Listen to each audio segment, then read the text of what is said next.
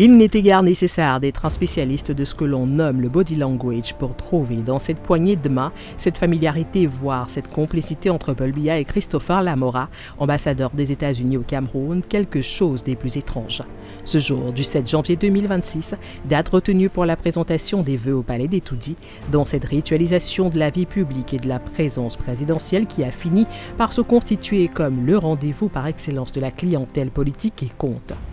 Paul Biya faisant donc le tour de ce monde plein de certitudes dans lequel il s'est installé depuis 44 ans, félicitant certains par ses choix de paroles, se refusant à d'autres, distillant des morceaux de conversation qui font partie de ses chorégraphies très étudiées, toutes constitutives du cirque habituel de la vie nationale.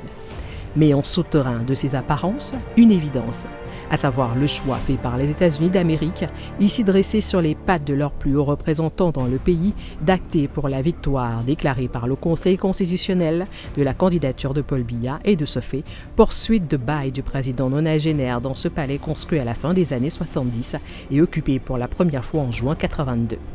Un parti pris dont cette interview de Christopher Lamora à la télévision nationale avait clairement situé le ton.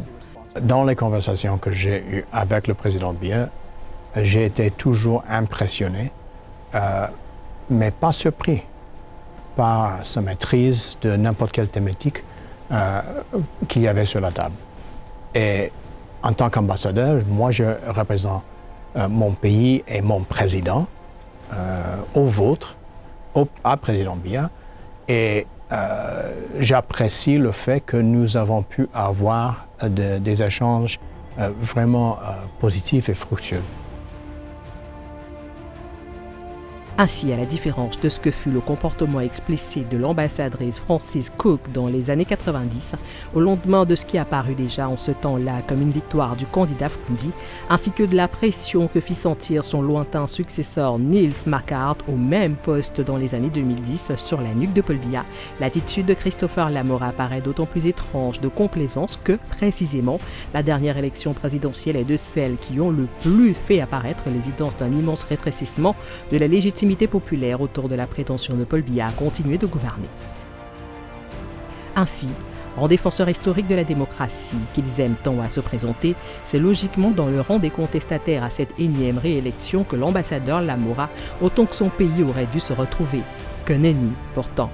L'explication, affirment certaines sources, étant dans l'un des nombreux deals souterrains que le président camerounais a passé avec des puissances étrangères, dont l'Amérique, sur la question de l'accès aux minerais critiques, mais aussi plus directement de l'immigration.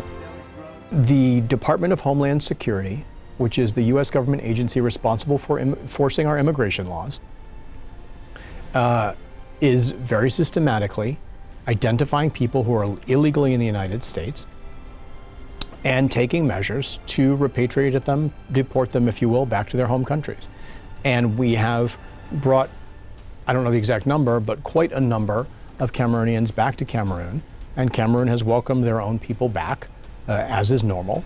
And we will continue to engage in that for those who have decided to remain in the United States contrary to U.S. law.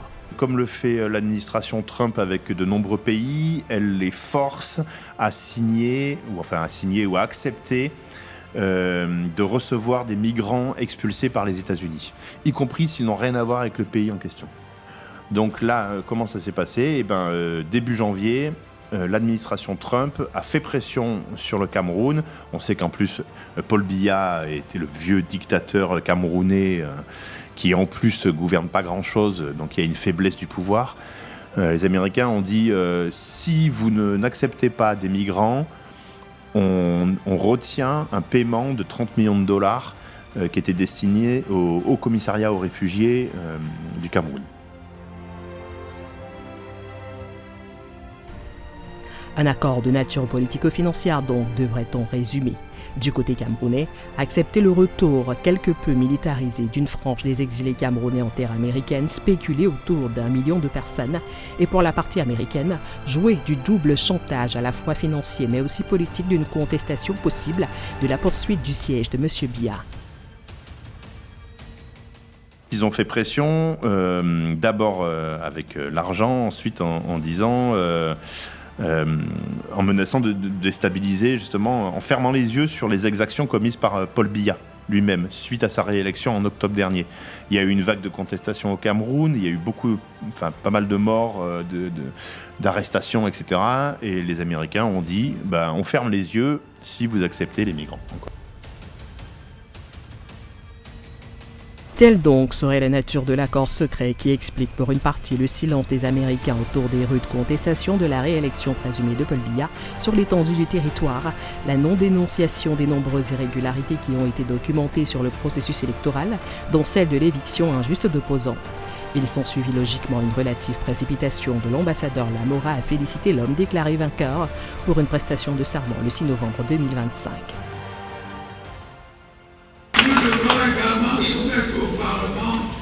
Certaines réformes permettant un fonctionnement plus efficient de l'État.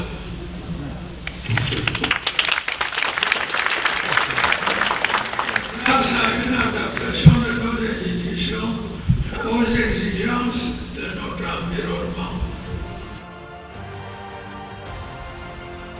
Il faut donc en déduire que les arrangements autour de la récente élection présidentielle ont été de nature à surclasser tout ce que le peuple aurait pu décider, et qu'une grande partie de l'explication à la configuration actuelle se situe donc dans la bonne entente entre Paul Biya et cet homme, Donald Trump, président américain conspué de partout, mais assurément perçu sous une camisole messianique par l'inusable timonier des tout-dits.